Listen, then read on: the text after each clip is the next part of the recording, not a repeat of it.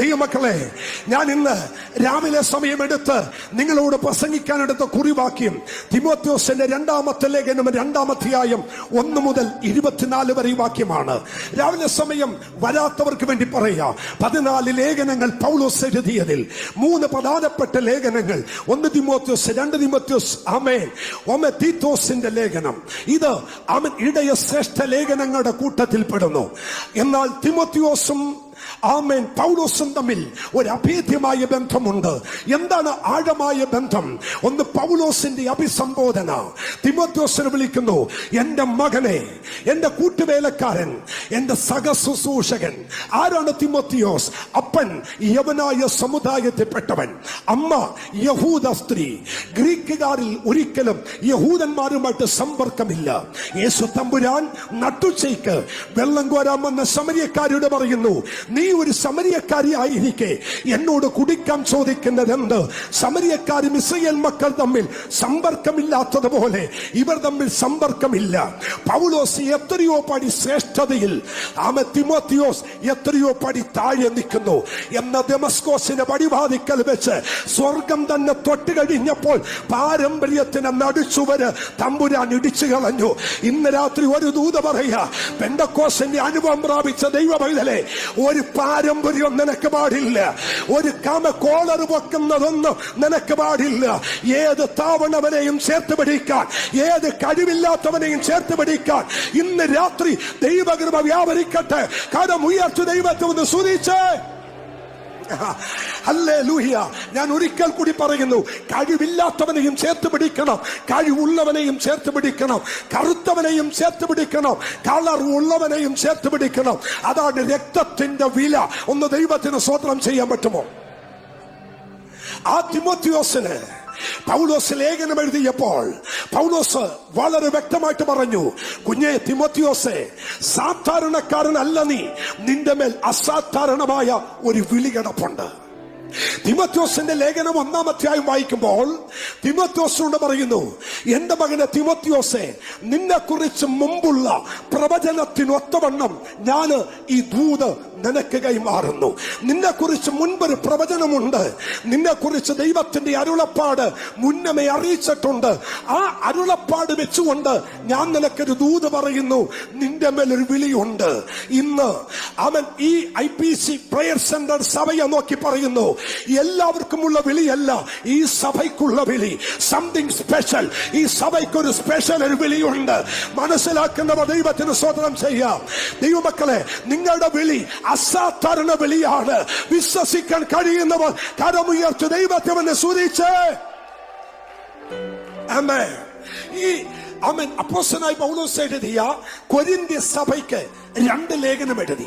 1 കൊരിന്ത്യ സഭയ്ക്ക് ലേഖനം എഴുതുമ്പോൾ 1-ാം അധ്യായം തൊട്ട് 6-ാം അധ്യായം വരെ ആ സഭയെ കുറിച്ച് പൗലോസ് ചിലത് കേട്ടു. എന്നാ കേട്ടത്? ആദ്യം കേട്ടത് അനുഗ്രഹിക്കപ്പെട്ടതാണ്. എന്താണ്? ഒരു കൃപാവരത്തിനും കുറവില്ലാത്ത ദൈവസഭ. രണ്ടാമത് കേട്ടു, വിശ്വാസത്തിലും പ്രത്യാശയിലും യേശുവിന്റെ 2-ാം വരവെങ്കിലും ആകാംക്ഷയോടെ കാത്തിരിക്കുന്ന ദൈവസഭ. എന്നാൽ 3-ാമത് കേട്ടത് കേൾക്കാൻ പാടില്ലാത്തതാണ്. നിങ്ങളുടെ സഭയിൽ വിഭിന്ന അഭിപ്രായക്കാരുണ്ടെന്ന് ഞാൻ അറിയുന്നു. പൗലോസിന്റെ പക്ഷക്കാർ, കേഫാവിന്റെ പക്ഷക്കാർ, ക്രിസ്തുവിന്റെ പക്ഷക്കാർ. ഇത്രയും കൃപാവരം തലക്കുമീതെ ചലിച്ചിട്ടും അവിടെ കക്ഷിത്വമുണ്ടെന്ന് ഞാൻ അറിയുന്നു. എന്നാൽ അതിന്റെ 1:26 വന്നപ്പോൾ പൗലോസ് പറഞ്ഞു, നിങ്ങൾ ഇത്രയും കൃപാവരം വ്യാപരിച്ചിട്ടും നിങ്ങളുടെ ഈശ്യവും പിണക്കവും ഉണ്ടെന്ന് ഞാൻ അറിയുന്നു. എന്നാ പറ്റിയെന്നറിയാമോ? നിങ്ങൾക്ക് നിങ്ങളുടെ വിളിയെ അറിയത്തില്ല. അതുകൊണ്ട് പൗലോസ് പറഞ്ഞ, സഹോദരന്മാരെ, നിങ്ങളുടെ വിളിയെ നിങ്ങൾ നോക്കുവിൻ. ഈ രാത്രി ഒറ്റ ദൂത് പറയുന്നു, നമ്മുടെ വിളി എന്തെന്ന് മനസ്സിലാക്കിയാൽ ഞാനും നിങ്ങളും അനാവശ്യമായ ഒരു വിഷയത്തിലും ഇടപെടത്തില്ല. എന്റെ വിളി എന്തെന്ന് മനസ്സിലാക്കിയാൽ എന്റെ മേലുള്ള അഭിഷേകം ചോരാൻ ഞാൻ അനുവദിക്കത്തില്ല. കരമുയർത്തി ദൈവത്തെ സ്തുതിക്കാമോ? ഞാൻ ഒന്നുകൂടി പറയാ, എന്റെ വീട്ടിൽ മാഗസിൻ കേട്ടാറില്ല, എന്റെ വീട്ടിൽ മാഗസിൻ കേട്ടാറില്ല, എന്റെ വീട്ടിൽ ഞാൻ മലയാള മനോരമയും മാതൃഭൂമിയും കേട്ടാറില്ല. എന്തിനാ കേട്ടുന്നത്? പിടിച്ചു പറയും കൊലപാതകവും സ്തോത്രം ലൈംഗികതയും കൊണ്ട് നിറഞ്ഞ ആമൻ വാർത്തകൾ എന്റെ വീട്ടിൽ കേൾക്കത്തില്ല. 2, ആരെങ്കിലും ഒരു ദൈവ പൈതൽ ഒരു ദൈവദാസനെ കുറിച്ച് അരുതാത്ത ഒരു സന്ദേശം വാട്സാപ്പ് വഴി പ്രചരിപ്പിച്ചെന്നറിഞ്ഞാൽ ഞാൻ മെമ്പർഷിപ്പ് കട്ട് ചെയ്യും. ഒരു സ്വത്രം പറ. എടാ, ഒരു ദൈവദാസനെ കുറിച്ച് അരുതാത്ത ഒരു കമന്റ്, ഒരു മെസ്സേജ് അടുത്ത വ്യക്തിക്ക് സെൻഡ് ചെയ്തെന്നറിഞ്ഞാൽ ആ വ്യക്തി പിന്നെ ചർച്ചയിൽ തുടരാൻ ഞാൻ അനുവദിക്കത്തില്ല. കാരണം ദൈവസഭ വിശുദ്ധമാണ്. അത് രക്തം കൊടുത്ത് സമ്പാദിച്ചവൻ അതിന് കണക്ക് കൊടുക്കുന്നുണ്ട്. ഒരു ഹല്ലേലൂയ പറയാൻ പറ്റുമോ? ഇന്ന് രാത്രി ഞാനൊരു ദൂത പറയാ, ദൈവസഭ കളിക്കാനുള്ളതല്ല, തമാശ പറയാനുള്ളതല്ല, കിഴവിക്കഥ പറയാനുള്ളതല്ല. ഇതിന്റെ നടുവിൽ ഇറങ്ങി നിൽക്കുന്ന ഒരു തമ്പുരാനുണ്ട്. വിശ്വസിക്കുന്നവർ ആമേൻ പറ.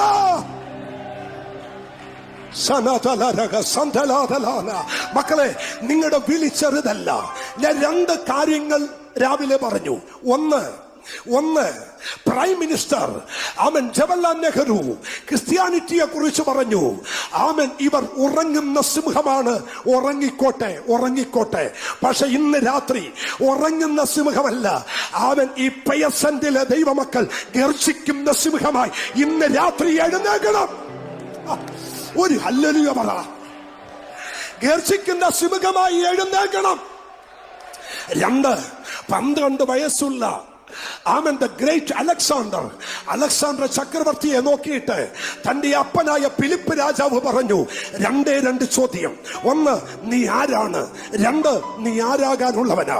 ഈ 2 ചോദ്യം 34 വയസ്സുള്ള ഈ ചെറുപ്പക്കാരൻ മഹാസമുദ്രത്തെ നോക്കി വെല്ലുവിളിച്ച് ഞാൻ നിന്നെ കീഴടക്കുമായിരുന്നു എന്ന് പറഞ്ഞതിന്റെ ചരിത്രം എന്നാണെന്നറിയാമോ? തന്റെ വിളി മനസ്സിലായി. എന്നെ കേൾക്കുന്ന ദൈവദാസിമാരെ, നിങ്ങളുടെ വിളി എന്തെന്ന് മനസ്സിലാക്കിയാൽ നിങ്ങളുടെ കാലിനടിയെ ദൈവശക്തി വ്യാപരിക്കും. ഒരു ഹല്ലേലൂയ ഉറക്കെ പറ. ഞാൻ അടുത്ത ദൂതിലേക്ക് വരാം. അവൻ ഒന്നാമത്തെ ക്രിസ്ത്യൻ കോളിംഗ്. നമ്പർ 1, എന്റെ മകനെ. 2 തീമോഥെയോസിന്റെ ലേഖനം 2-ാമത്തെ അധ്യായം 1-ാമത്തെ വാക്യം. എന്റെ മകനെ ക്രിസ്തുയേശുവിന്റെ കൃപയാൽ ശക്തിപ്പെടുക. 1-ാമത്തെ സ്തോത്രം വിളി. 1-ാമത്തെ ആമൻ ക്രിസ്ത്യൻ കോളിംഗ് പുത്രത്വത്തിന്റെ വിളി. ഒരു ആമേൻ പറയാൻ പറ്റുമോ? പുത്രത്വത്തിന്റെ വിളി. ഞാന് ഇങ്ങനെ ഒന്ന് പറഞ്ഞുകൊള്ളട്ടെ. 2 ജനനം, 2 മരണം, 2 പുനരുത്ഥാനം. രക്ഷിക്കപ്പെട്ട ഒരു ദൈവ പൈതലിന് 2 ജനനമുണ്ട്, 2 മരണമുണ്ട്, 2 പുനരുത്ഥാനമുണ്ട്. അതാ നിക്കോദിമോസോട് പറഞ്ഞത്. ആമേൻ ഞാൻ നിന്നോട് പറയുന്നു, വെള്ളത്താലും ആത്മാവിലാലും ജനിച്ചില്ല എങ്കിൽ ഒരിക്കൽ ജനിച്ച നിങ്ങൾ 2ാമത് ജനിക്കണം. ഒരിക്കൽ ജനിപ്പാൻ ദൈവം കൃപ ചെയ്തു. എന്നാൽ എനിക്കും നിങ്ങൾക്കും ദൈവം ഒരു ഓപ്ഷൻ തന്നില്ല. എവിടെ ജനിക്കണമെന്ന് അനിരുദ്ധം ഭാഷ നമ്മോട് ചോദിച്ചില്ല. ഏത് അപ്പൻ വേണം, ഏത് അമ്മ വേണം എന്ന് നമ്മോട് ചോദിച്ചില്ല. കൃപയാൽ ജനിച്ചപ്പോൾ നല്ല മാതാപിതാക്കളെ ദൈവം തന്നു. ഒരു സ്വതന്ത്രം പറ. ഞാൻ ഒന്നുകൂടി പറയാ. 1ാമത്തെ ജനനത്തിങ്കൽ നിങ്ങൾക്കൊരു ഓപ്ഷൻ ദൈവം തന്നില്ല. കൃപയാൽ നമുക്ക് നല്ല അപ്പനും അമ്മയെ കിട്ടി. എന്ന 2ാമതൊരു ജനനം, അത് കാൽവരിയിലെ ജനനമാണ്. ആ ജനനത്തിങ്കൽ അവൻ ദൈവവചനം നിന്റെ ഹൃദയത്തിന്റെ കവാടത്തിൽ മുട്ടുമ്പോൾ ആരെ വേണമെന്ന ചോദ്യത്തിന് പബ്ലിക്കിന്റെ നടുവിൽ ഈ കരമുയർത്തി നിങ്ങൾ പ്രസ്താവിച്ചു, എനിക്ക് പിശാചിനെ വേണ്ട, എനിക്ക് എന്റെ അപ്പനെ മതി, എന്റെ യേശുവിനെ മതി. അങ്ങനെ സ്വീകരിച്ച ദൈവമക്കൾ ഇതിനകത്തുണ്ടെങ്കിൽ ആ ലൂസിഫർ എന്ന് കാണട്ടെ. കരമുയർത്തി ഒരാമേൻ പറ. ഇവിടെ പിശാചെ, ഞങ്ങൾ അവന്റെ രക്തത്താൽ പ്രാപിച്ചവരാ. കെടുന്ന ബീജത്താലല്ല, കെടാത്തതും നിലനിൽക്കുന്നതുമായ ദൈവവചനമെന്ന ആത്മാവിന്റെ വചനത്താൽ ഞങ്ങൾ വീണ്ടും ജനിച്ചവരാണ്. ഒരു ഹല്ലേലൂയ പറ. ഞങ്ങൾ വീണ്ടും ജനിച്ചവരാ. അവൻ 1ാമത്തെ ജനനത്തിങ്കൽ നമുക്കൊരു ഓപ്ഷൻ തന്നില്ല. പക്ഷെ 2ാമത്തെ ജനനത്തിങ്കൽ നമുക്കൊരു ഓപ്ഷൻ തന്നു. എന്താണ്? സ്വർഗീയ കുടുംബത്തിൽ പിറക്കാൻ ഒരു അവകാശം തന്നു. ഒരു ഹല്ലേലൂയ ഉറക്കെ പറയാമോ? അങ്ങനെയാണെങ്കിൽ പുതിയ നിയമത്തിലോട്ട് വന്നപ്പോൾ ദൈവത്തിന്റെ വചനം പറയുന്നു, ഞാനും നിങ്ങളും അവന്റെ മക്കളാണ്. ഇത്ര ഹല്ലേലൂയ ഉള്ളോ? ഞാനൊരു 6 മാസമായിട്ട് ഒരു ദിവസം വിശ്രമമില്ലാതെ പ്രസംഗിക്കുക. 6 മാസമായി. വർഷിപ്പും പ്രസംഗവും. എന്നിട്ട് ഞാൻ ഇത്രയും ശബ്ദമെടുക്കുന്നേ എന്നാന്നറിയോ?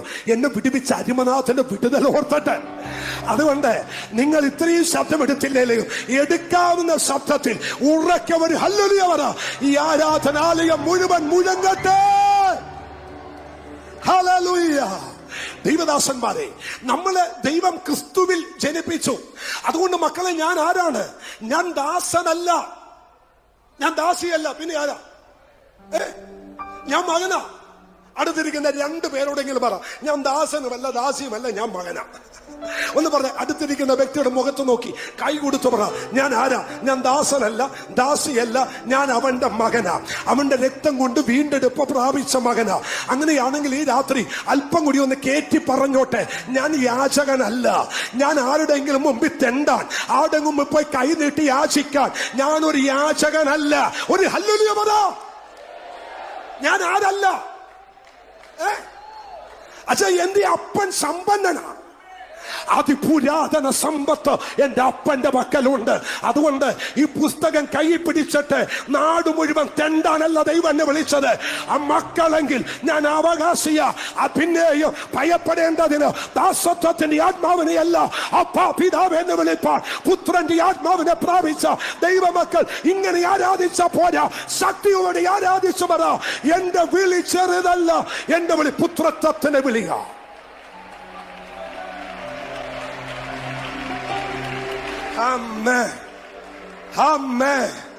ഞാന് സ്തോത്രം, ഞാൻ ഇങ്ങനെ പറയാറുണ്ട്, ഏത് പ്രസംഗം വേണമെങ്കിലും നിങ്ങൾക്ക് കണ്ണിക്കാം, ഏത് പ്രസംഗത്തെ വേണമെങ്കിലും നിങ്ങൾക്ക് അതിനെ കണ്ണിച്ചില്ലാതാക്കാം. പക്ഷേ നിങ്ങൾ കണ്ണിക്കാൻ വരുന്നതിന് മുൻപ് ഒരു കാര്യം, കണ്ണിക്കാൻ വരുന്നതിന് മുമ്പ് ആലോചിക്കണം. ഞങ്ങൾ ഇത് പ്രസംഗിക്കുകയും അനുഭവിക്കുകയും ചെയ്തതുകൊണ്ട് ഫോർട്ട് കൊച്ചി പട്ടണത്തിൽ ആയിരങ്ങളെ മുക്കാൻ ദൈവം കൃപ ചെയ്തു. പെന്തക്കോസ് ഉപ്പ് നോക്കാൻ ഇല്ലാത്തടത്ത് പെന്തക്കോസിന്റെ ശക്തി എന്തെന്ന് പട്ടണം തിരിച്ചറിഞ്ഞത് ഞങ്ങളുടെ വിളി മനസ്സിലാക്കിയത് കൊണ്ട്. ഇന്ന് ഞാനൊന്ന് പറയട്ടെ, തിരുവല്ല പട്ടണത്തിൽ ഇത്രയും ദൈവമക്കളില്ലേ? നിങ്ങൾ ഇത്രയും പേര് ഈ പട്ടണത്തിൽ ഇറങ്ങി നടന്ന പോരെ ഈ പട്ടണം വിടുവിക്കപ്പെടാൻ? പോരെ ദൈവദാസനെ, എന്തുകൊണ്ട് സംഭവിക്കുന്നില്ല? ആത്മാവ് എന്നോട് പറയുന്നു, ഈ രാത്രി ഒരു പുതുക്കത്തിന്റെ രാത്രിയാക്കി ദൈവം മാറ്റും.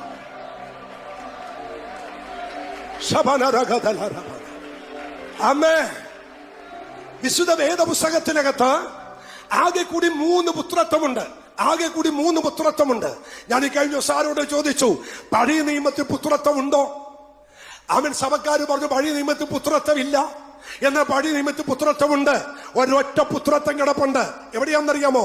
ലൂക്കോസിന്റെ സുവിശേഷം 3-ാമത്തെ അധ്യായം അതിന്റെ 38-ാമത്തെ വേദവാക്യം. കൈനാൻ ഏനോസിന്റെ മകൻ, ഏനോസ് സേത്തിന്റെ മകൻ, സേത്ത് ആദാമിന്റെ മകൻ, ആദാം ദൈവത്തിന്റെ മകൻ. The son of God Adam. വേദപുസ്തകത്തിലെ പഴയ നിയമത്തിൽ ഒരു പുത്രനുണ്ട്. ആരാണ് ആ പുത്രൻ? ആദാം ദൈവത്തിന്റെ മകനാ. ഇന്ന് രാത്രി കേൾക്കാമെങ്കിൽ കേട്ടോ.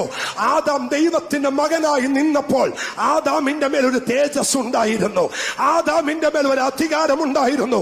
അവൻ ഇട്ടതെല്ലാം പേരായിരുന്നു. എന്ന് കഴിക്കരുത് എന്ന് പറഞ്ഞത് കഴിച്ചപ്പോൾ തേജസ് പോയി, പുത്രത്വം നഷ്ടപ്പെട്ടു. കൊരിന്ത്യ സഭയോട് പൗലോസ് പറയുന്നു, നിങ്ങൾ തേജസ്സിന്റെ കർത്താവിനെ അറിഞ്ഞിരുന്നെങ്കിൽ നിങ്ങൾ അവനെ ക്രൂശിക്കത്തില്ലായിരുന്നു. നഷ്ടപ്പെട്ടത് തേജസ്സ, പകരം പുത്രത്വം നഷ്ടപ്പെട്ടു. പുത്രത്വം നിലനിന്നപ്പോൾ ആദാം വിട്ടത് പേരായി. ആദാമിന്മേൽ ഒരു അധികാരമുണ്ടായി. ഇന്ന് രാത്രിവേളയിൽ ഈ ആലയത്തിനകത്ത് തേജസ് ഇറങ്ങിയാൽ നിന്റെ യാത്രങ്ങളുടെ മേൽ അധികാരം വ്യാപരിക്കും. ഇന്ന് രാത്രി വിശ്വസിക്കാമെങ്കിൽ ആരാധിച്ചോ. ഒരു ദൈവ തേജസ് വെളിപ്പെട്ടാൽ, ഒരു സാന്നിധ്യം വെളിപ്പെട്ടാൽ, ഒരു തേജസ് ഇറങ്ങി നിന്നാൽ നിങ്ങളുടെ യാത്രങ്ങളുടെ മേൽ ദൈവശക്തി വ്യാപരിക്കും. പോരാ പോരാ പോരാ പോരാ പോരാ, അവസാനത്തേക്ക് നിൽക്കരുത്. ഞാൻ ഇന്ന് നിങ്ങൾ പുതിയ ഫ്രീഡം ഉണ്ട് കേട്ടോ. നിങ്ങൾക്ക് ആരാധിക്കണമെങ്കിൽ ആരാധിക്കാം, നൃത്തം ചെയ്യണമെങ്കിൽ നൃത്തം ചെയ്യാം. ഞാൻ ഒരിക്കലും തടുക്കത്തില്ല. ആത്മനിയോഗം ലഭിക്കുന്നത് പോലെ നിങ്ങൾക്ക് ആരാധിക്കാനുള്ള സ്വാതന്ത്ര്യമുണ്ട്. ഒരു കാര്യം ഞാൻ അനുഭവിക്കുന്നു, ഈ സ്റ്റേജിൽ അസാധാരണ ദൈവ സാന്നിധ്യം ഞാൻ അനുഭവിച്ചുകൊണ്ട് നിൽക്കുന്നു. എന്റെ കാല് ശക്തമായി തീക്കകത്ത് നിൽക്കുന്നു. എനിക്കിവിടെ കൺട്രോൾ ചെയ്യാൻ കഴിയുന്നില്ല. അതുപോലെ ഒരു ദൈവമഹത്വം ഈ പുൽപ്പിറ്റിനകത്തുണ്ട്. ഈ ആലയത്തിനകത്ത് അത് വ്യാപരിക്കുക.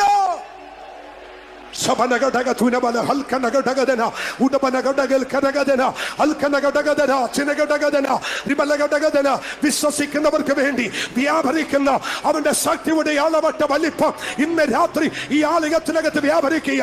വിശ്വസിക്കുന്നവർക്ക് വേണ്ടി വ്യാപരിക്കുന്ന ശക്തിയുടെ അളവട്ട വലിപ്പം, അളവട്ട വലിപ്പം. തോട്ടം നനപ്പാൻ ഒരു നദി പുറപ്പെട്ടതുപോലെ ഇന്ന് രാത്രി ഇതിനകത്ത് ആത്മാവിന്റെ നദി ഒഴുകിക്കൊണ്ടിരിക്കുന്നു. ആത്മാവിന്റെ നദി ഒഴുകിക്കൊണ്ടിരിക്കുന്നു. അതിനകത്തേക്ക് ഇറങ്ങേണ്ടവർക്ക് ഇന്ന് രാത്രി ഇറങ്ങാം. അതിനകത്ത് നീന്തേണ്ടവർക്ക് ഇന്ന് രാത്രി നീന്താം. അതിനകത്ത് തുടിക്കേണ്ടവർക്ക് ഇന്ന് രാത്രി തുടിക്കാം.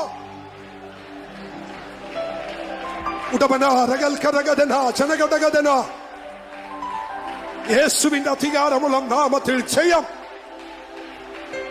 നമ്പർ വൺ പഴയ നിയമത്തിൽ ഒരു പുത്രത്വമുണ്ട് മക്കളെ. ഏതാണ് പുത്രത്വം? ആദാം ദൈവത്തിന്റെ മകൻ.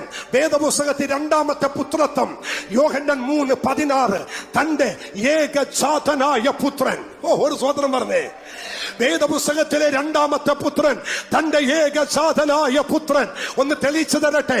ഒന്നാമത്തെ ആദാം ഒടുക്കത്തെ ആദാം, ഒന്നാമത്തെ ആദാം നഷ്ടപ്പെടുത്തിയ അതേ അധികാരം ഇതാ രണ്ടാമത്തെ ആദാമിൽ വെളിപ്പെട്ടു വരുന്നു. ഒരു ഹല്ലേലൂയ പറയാവോ?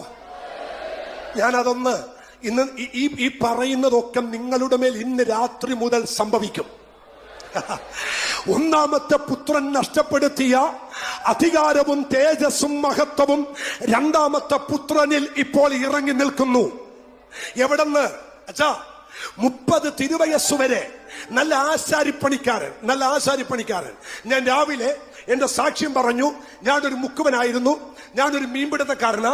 9ാമത്തെ വയസ്സ് തൊട്ട് കടലിലും പുഴയിലും പോയി മീൻ പിടിച്ച പക്ക മുക്കുവൻ. പമൻ എന്റെ റേഷൻ കാർഡിൽ മത്സ്യത്തൊഴിലാളി എന്ന് പേരുള്ള പക്ക മുക്കുവൻ. ഒരു സ്വതന്ത്രം പറഞ്ഞേ. കുറച്ചു പേരുടെയൊക്കെ പ്രത്യാശ പോയി. ഈ മുക്കുവനെയാണോ ഇന്ന് കിട്ടിയത്? ഒരു ഹല്ലേലൂയ പറഞ്ഞോ?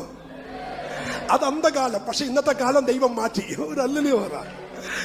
അങ്ങനെ ഈ വെള്ളത്തിലെ പണിയെല്ലാം കഴിഞ്ഞ് രാത്രി മുഴുവൻ കടലും മഴയും വെള്ളമൊക്കെ കൊണ്ട് ഈ രാത്രി മുഴുവൻ മഴയത്തും കൊടുങ്കാറ്റും ഒക്കെ വരുമ്പോൾ കടലിൽ കിടക്കണം. മടുത്തു കഴിഞ്ഞപ്പോൾ എനിക്ക് തോന്നി വിട്ടു മാറി പിടിക്കണം. അങ്ങനെ ഞാൻ കൽപ്പന പഠിക്കാൻ തുടങ്ങി. മെയ്സൺ വർക്ക് പഠിച്ചു. 6 വർഷം കൊണ്ട് പക്ഷേ നല്ല അടിപൊളി മെയ്സൺ വർക്കറായി. കെട്ടും തേക്കും വാർക്കും ടൈൽ പണി ചെയ്യും. ഒരു 10 മുറി നിങ്ങൾ എനിക്ക് തന്നാൽ 4 ചുമരും ഒരു സീലിംഗും തേച്ച് 4:30 മണിക്ക് PC ഞാൻ വീട്ടിൽ പോകും. 1500 രൂപ കൂലി തന്നെ. ഇന്നും പണിയെടുക്കുന്നുണ്ട്. അതുകൊണ്ടല്ലേ ഇതൊന്നും വരാത്ത. ഒരു സ്വതന്ത്രം പറഞ്ഞ് എന്റെ ഭാഷ എന്തെങ്കിലും സ്ലിമ്മായി നിൽക്കുന്ന പണിയെടുത്താ മതി. പണിയെടുത്താൽ സ്ലിമ്മാകും. ഒരു കറുത്ത പാന്റും വെള്ള ഷർട്ടും ഇട്ട കുനിഞ്ഞ് ചൂലിന്റെ ഈർക്കിൽ പോലും എടുക്കാത്ത ഉപദേശിമാരെ എനിക്കറിയാം. അവന്മാരൊന്നും കൊള്ളത്തില്ല. നല്ലവണ്ണം പണിയെടുക്കണം. ഒരു ഹല്ലേലൂയ പറ. നല്ലവണ്ണം പണിയെടുക്കണം. ഒരു സ്വതന്ത്രം ചെയ്ത് ഞാൻ കണ്ടിട്ടുണ്ട്. ഒരു പാസ്റ്റർഷിപ്പ് കിട്ടിയാൽ പിന്നെ ഒരു ജോലിയും ചെയ്യത്തില്ല, ഒരു ഈർക്കിൽ പോലും എടുക്കത്തില്ല. പിന്നെ അവർ വേറെ റവറണ്ട. ആ പരിപാടിയൊക്കെ മാറ്റി വെച്ചിട്ട് നല്ലതുപോലെ ജോലി ചെയ്യണം. ആമേൻ. നല്ലതുപോലെ പണിയെടുക്കണം. ഇന്നും ജോലി ചെയ്യുന്നുണ്ട്. കൃപയാൽ ഏതെങ്കിലുമൊക്കെ വീടോ ചർച്ചോ ഒക്കെ പണിയാനുണ്ടെങ്കിൽ ഞങ്ങൾ പണിയും. ഒരു സ്വതന്ത്രം പറഞ്ഞേ. എന്റെ ചർച്ചിന്റെ ഒട്ടുമിക്ക ഭിത്തികളും തേച്ചത് ഞാൻ തന്നെയാ. ഒരു സ്വതന്ത്രം പറ. അവൻ ചെയ്ത പണിയൊന്നും മറക്കത്തില്ലല്ലോ. ഒരു ഹല്ലേലൂയ പറ. കോവിഡ് വന്നപ്പോ എല്ലാരും പേടിച്ചു. അയ്യോ കോവിഡ് വന്ന് ചർച്ച പൂട്ടി, സഭാരാധനയില്ല. എനിക്കൊരു പേടിയില്ലായിരുന്നു. എന്റെ വീട്ടിൽ ഒരു മുഴക്കോലും ഒരു കൈപ്പാണി ഒരു കൊലശ്ശേരി ഉണ്ടായിരുന്നു. അടിപൊളി പണിക്കാരനല്ലേ. എന്റെ കൂട്ടുകാരെ വിളിച്ചപ്പോ കൂട്ടുകാർ പറഞ്ഞു ഇഷ്ടം പോലെ വർക്കുണ്ടടാ പോരെന്ന് പറഞ്ഞു. ഒരു സ്വതന്ത്രം പറഞ്ഞു. പണി ചെയ്യാൻ ഒരു മടിയും കാണിക്കരുത്. ഒരു ഹല്ലേലൂയ പറഞ്ഞേ. മനസ്സിലായില്ലല്ലേ? അതുകൊണ്ട് അച്ഛൻ ഇതൊന്നും ചുളുങ്ങിയാലും ഇതൊക്കെ വിയർത്ത് കുളിച്ചാലും ഞങ്ങൾക്ക് ഒരു പരിപാടിയും ഇല്ല. കാരണം കൽപ്പണിക്കാരനാ. ഇത് മൊത്തം വിയർത്താലും കുഴപ്പമില്ല. ഒരൊറ്റ ദൂത പറയുക, വിളിച്ച വിളി മനസ്സിലാക്കി ഇന്ന് രാത്രി ദൈവത്തെ വന്ന് ആരാധിക്ക്. മടി കാണിക്കല്ലേ. ഹല്ലേലൂയ.